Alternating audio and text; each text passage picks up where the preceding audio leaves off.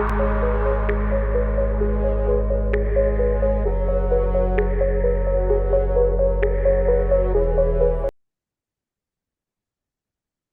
আসসালামু আলাইকুম গাইস। তো আজকে আমরা দেখবো আমাদের একটা ব্লগ তৈরি করার জন্য কিভাবে কোড লিখতে হয়। এর জন্য আমরা প্রথমে একটা স্যাম্পল নিয়ে আসছি। দেখো, এখানে আমাদের একটা ওয়েবসাইট তৈরি করা আছে, যেরকম ওয়েলকাম টু মাই ব্লগ।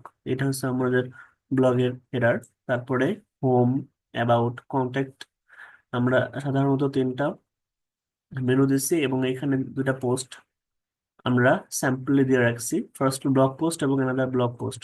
তো এখানে আমরা জাস্ট লোডম্যাপস নামের কিছু প্যারাগ্রাফ ইউজ করছি। তো সাধারণত এরকম। আর লাস্টে আমরা একটা কপিরাইট দিচ্ছি যে মাই ব্লগ অলরাইট রিজার্ভড।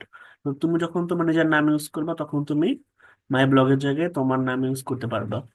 তো আজকে আমরা দেখবো কিভাবে যে এইচটিএমএল এবং সিএসএস দিয়ে একটা ব্লগ পোস্ট তৈরি করা যায়, ওয়েবসাইট তৈরি করা যায়। ঠিক আছে, তো সেটা আমরা এক্সারসাইজ করে দেখবো। তো চলো আমাদের অ্যাটম ওপেন করি।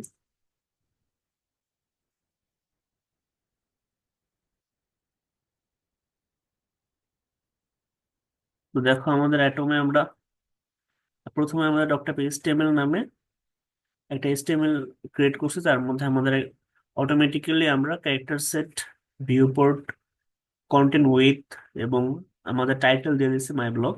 তারপর আমরা কি স্টাইল শিট ইউজ করি, সিএসএস স্টাইল শিট। এখানে মার্জিন 0, প্যাডিং 0, আর আমাদের বক্স সাইজিং দিয়ে রাখছি বর্ডার বক্স।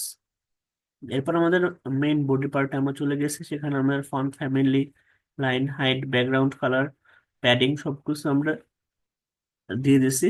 তারপরে হেডারের জন্য হেডার, তারপর নেভিগেশনের জন্য এরকম ভাবে আমরা আলাদা আলাদা কন্টেইনারের জন্য, ব্লক পোস্টের জন্য আমাদের ডিজাইনটা তৈরি করে নিয়েছি। ঠিক আছে, তো লাস্টে দেখো আমরা ফুটার তৈরি করছি। তো ফুটারের জন্য text alignment, background colour, padding, margin, footer এগুলো সব দিয়ে রাখছি। ঠিক আছে, তো লাস্টে দেখো যে আমাদের হেডারটা, আরেকটা হেডার দেওয়া হয়েছে আমাদের মেইন ব্লগের জন্য, যে ওয়েলকাম টু মাই ব্লগ।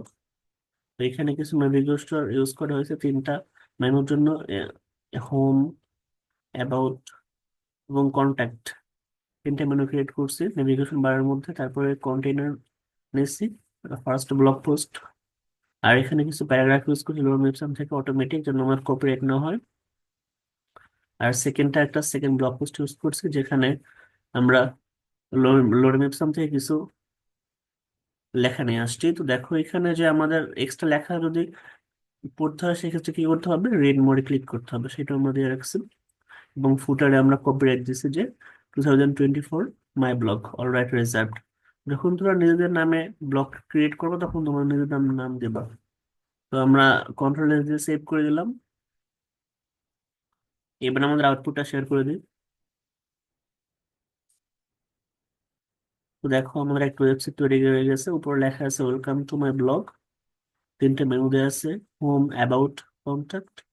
ঠিক আছে, এরকম আমরা একটা স্যাম্পল ওয়েবসাইট তৈরি করছি। যেহেতু তোমরা নিজের জন্য তৈরি করবা, তখন তোমরা মাই ব্লগের জায়গায় তোমরা নাম ইউজ করতে পারবা। তো আমরা first blog post, second blog post দিছি এবং লাস্টে একটা কপিরাইট মেসেজ দিছি ফুটারে, যেটা আমরা লিখছি মাই ব্লগ অলরাইট রিজার্ভড। ঠিক আছে, তো এইটাই ছিল আমাদের টোটালি সিএসএস কোর্সটা। যে আমরা সিএসএস শিখে আমাদের একটা স্যাম্পল ওয়েবসাইট তৈরি করব, যেটা সবার বোধগম্য হবে, সবাই বুঝতে পারবে এবং তোমরা নিজেদের ব্লগ পোস্ট তৈরি করতে পারবা। তো এই পর্যন্তই ছিল আমাদের সিএসএস কোর্স। তো আমরা নেক্সট ক্লাস থেকে জাভাস্ক্রিপ্ট নিয়ে কাজ করব।